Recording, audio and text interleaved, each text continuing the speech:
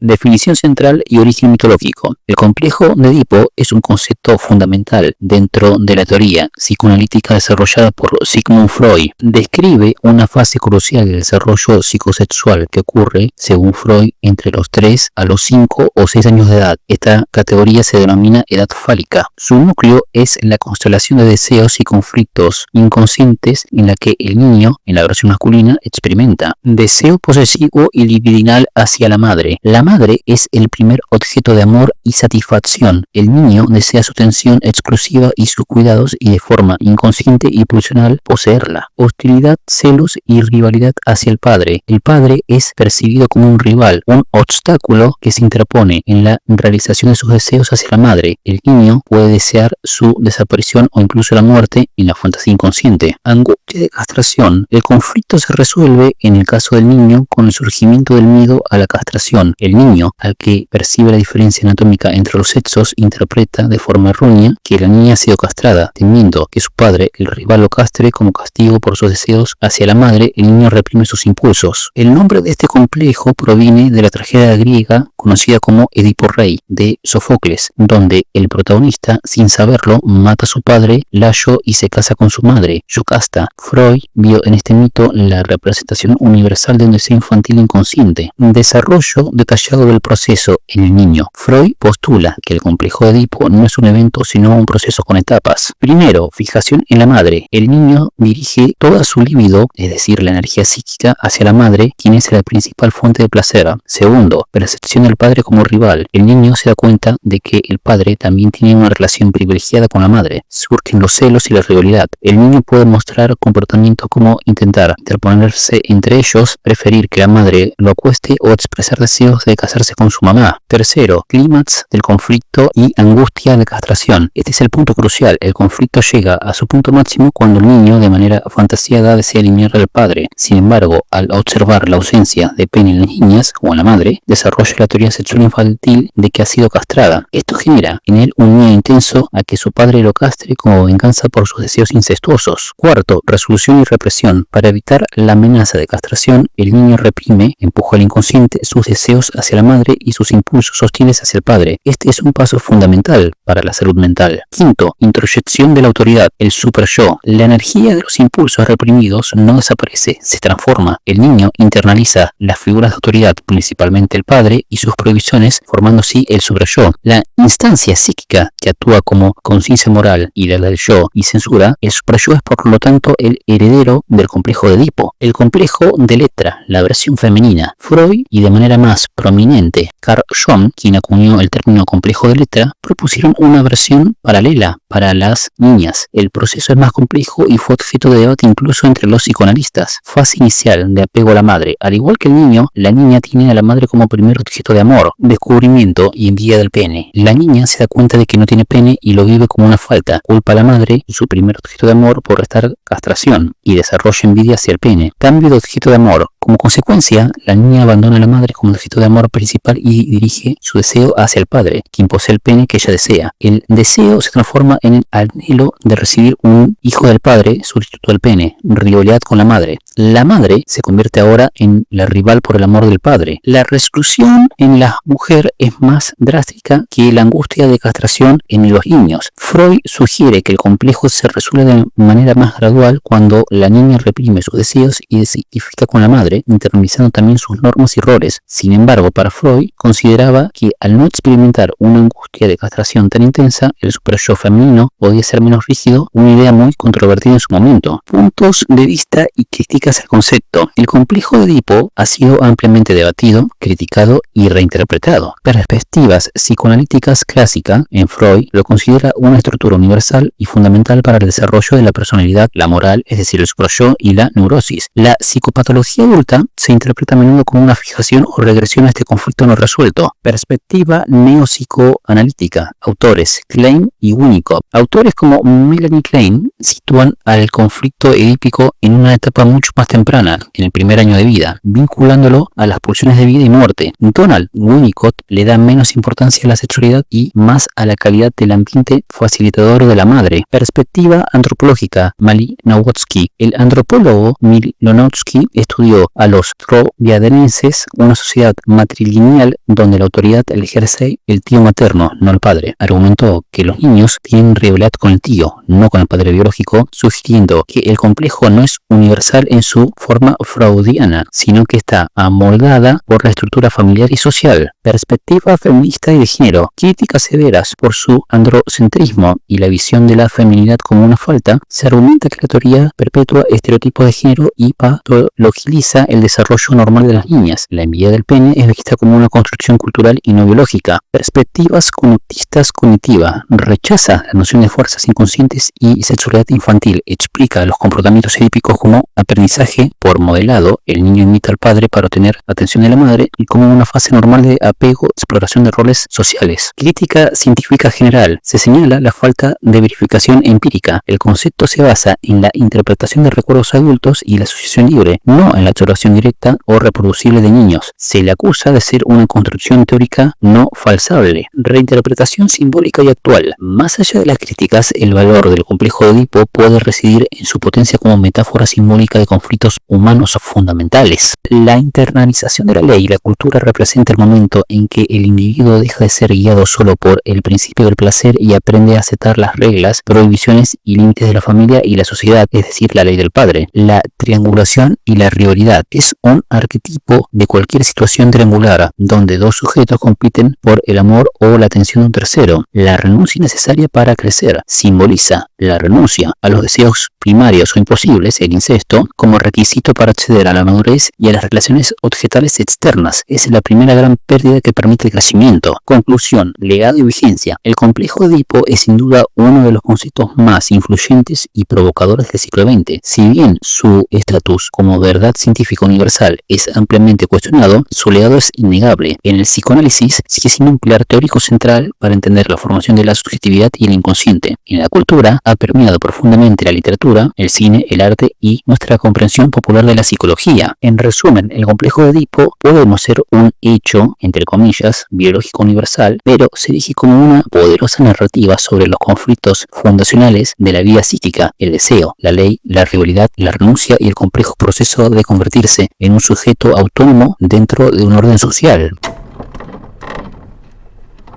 El complejo de Agripina es un concepto psicológico que describe una relación patológica entre una madre y su hijo, en la que la madre ejerce un control dominante, posesivo y ambicioso sobre la vida de su vástago, proyectando en él sus propias frustraciones, anhelos de poder y necesidades narcisistas, y viviendo vicariamente a través de sus logros. La madre no ve a su hijo como un individuo separado con derechos y deseos propios, sino como una extensión de sí misma y un instrumento para su propia realización. Este complejo es la contraparte materna del complejo de Edipo, a veces llamado Edipo invertido, donde es la madre quien fija su líbido de forma posesiva en el hijo. El término se inspira en la figura histórica de Agripina la Menor, madre del emperador romano Nerón. Agripina fue una mujer ambiciosa que maniobró muy sutilmente en la política romana para poder colocar a su hijo en el trono. Se casó con su tío, el emperador Claudio, y se cree que lo envenenó para asegurar la sucesión de Nerón. Una vez que Nerón fue emperador, Agripina intentó gobernar a través de él,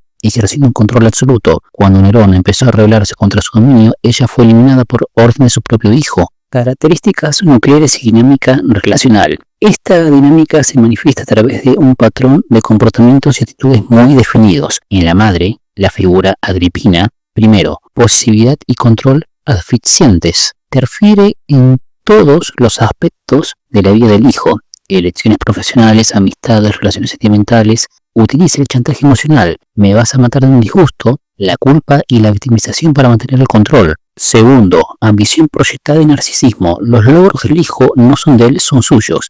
Ella se atribuye el mérito. Gracias a mis sacrificios, y vive el éxito del hijo como una validación personal. Su lema es: mi hijo es mi obra maestra. Tercero, relación simbiótica y límites difusos. No existe una separación psicológica saludable entre ella y su hijo. Frases como somos uno solo o nadie te va a querer como yo son comunes. Percibe a las parejas de su hijo como rivales. también conocido como complejo de Yocasta, que amenazan su lugar privilegiado. Cuarto, la explotación emocional utiliza el amor filial como un arma. El hijo es criado para sentir que su principal obligación en la vida es hacerla feliz y orgullosa, anulando sus propias necesidades. En la figura del hijo, también conocido como Nerón, se ve primero una incapacidad para la independencia. Aunque puede ser exitoso profesionalmente, emocionalmente permanece atado a la madre. Le cuesta tomar decisiones sin su aprobación tácita o explícita. Segundo, sentimientos de obligación y culpa. Se siente eternamente en deuda con los sacrificios, entre comillas, de su madre. Cualquier intento de autonomía es vivido como una traición. Tercero, rabia e impotencia encubiertas. Debajo de la fachada del hijo devoto suele haber un profundo resentimiento y una rabia contenida por no poder vivir su propia vida. Esta rabia puede volcarse contra sí mismo, depresión, ansiedad o explotar de forma destructiva como lo hizo Nerón. Cuarto, dificultades en las relaciones de pareja. Sus relaciones íntimas suelen ser conflictivas, ya que inconscientemente busca que su pareja una madre que la sustituya o por el contrario, elige parejas que no puedan competir con la figura materna. Etiología, las raíces de la dominación materna. Las causas pueden llevar a una madre a desarrollar este complejo son diversas: frustración personal y vaciado existencial. La madre siente que su propia vida no tuvo el significado, el poder o el éxito que deseaba. El hijo se convierte en su segunda oportunidad, muy entre comillas, para lograr todo aquello que ella no pudo. Matrimonio insatisfactorio, ausencia de pareja. La energía emocional y sexual que no puede dirigir hacia su pareja porque no la tiene, está ausente o es insatisfactoria, se desplaza de forma patológica hacia el hijo. Narcisismo patológico. La madre tiene un self frágil que necesita ser alimentado constantemente. El hijo es su fuente de narcisismo, una posesión que debe brillar para reflejar su propia grandiosidad. Heridas de abandono o falta de poder propio. Una mujer que se ha sentido históricamente abandonada puede buscar en el control sobre su propio hijo una sensación de poder y seguridad que el mundo exterior le ha negado. Puntos de vista y críticas al concepto. Desde una perspectiva psicoanalítica lo ve como una fijación en la fase fálica y una perversión del vínculo madre-hijo. La madre utiliza al hijo como un falo simbólico, un objeto que la complementa y le da poder en un mundo patriarcal. Desde la perspectiva sistémica familiar, el complejo es un síntoma de un sistema familiar disfuncional. La madre y el hijo forman un subsistema coaligado que excluye al padre, quien suele ser una figura débil, ausente o periférica. Esta dinámica mantiene el equilibrio o homeostasis de la familia a costa del desarrollo individual del hijo. Desde la perspectiva de género y feminista, critica el concepto porque se lo utiliza para patologizar la fortaleza femenina y el amor materno, especialmente en sociedades que temen a las mujeres poderosas. Se puede estigmatizar a una madre ambiciosa por su hijo como una Agripina, mientras que un padre ambicioso es un padre motivador. Matización reconoce que el complejo describe una dinámica real de poder y posesión, pero alerta sobre el peligro de usar la figura histórica de una mujer ambiciosa como arquetipo de lo patológico. Perspectiva del desarrollo del niño, Burley y Winnicott como autores. Esta dinámica constituye un apego inseguro de tipo ambivalente. El hijo está atrapado en la necesidad de la proximidad con la madre, que le da una sensación de identidad, y el deseo de explorar el mundo, lo que la madre castiga con la retirada de afecto. Impide el desarrollo de un verdadero yo, según Winnicott, en el hijo. Reinterpretación simbólica y actual. El arquetipo de Agripina se adapta y manifiesta en contextos modernos. La madre proyecto o madre helicóptero. La madre que microgestiona la vida de su hijo desde las actividades extraescolares hasta la elección de universidad y carrera, y viendo cada éxito o fracaso del hijo como propio. La madre de deportistas o artistas estelares. Figuras que presionan obsesivamente a sus hijos para alcanzar la fama y el éxito, a menudo para compensar sus propias carencias. La Agripina emocional. No siempre se trata de ambición de poder y fama. Puede ser una madre que depende emocionalmente de su hijo, convirtiéndolo en su confidente y sostén emocional, impidiendo que forme su propia familia. El síndrome del emperador en el hijo. En algunos casos, la sobreprotección y adoración absoluta de la madre puede crear a un hijo con rasgos narcisistas y tiránicos. Un Nerón que cree que el mundo existe para servirle. Conclusión, legado y cómo romper el ciclo. El complejo de Agripina representa la tragedia del amor materno para partir en posesión. Es un vínculo que en lugar de nutrir, devora, en lugar de liberar, encarcela. Para el hijo, primero, toma de conciencia y desidealización. Reconocer la dinámica y entender que su lealtad no debe ser hacia la felicidad de su madre, sino hacia su propia vida. Segundo, establecimiento de límites radicales. Aprender a decir no y tolerar la culpa y el enfado materno que conlleva esto. Es un duelo necesario. Tercero, búsqueda de independencia emocional. Construir una identidad separada con sus propios valores, elecciones y errores. La terapia es casi siempre esencial para este proceso. Cuarto, reconciliación con la figura paterna. Buscar o redefinir la relación con el padre, si es posible, puede ayudar a equilibrar la influencia materna. Para la madre, potencial Agripina, desarrollar una vida propia, encontrar fuentes de autoestima y realización fuera del rol materno.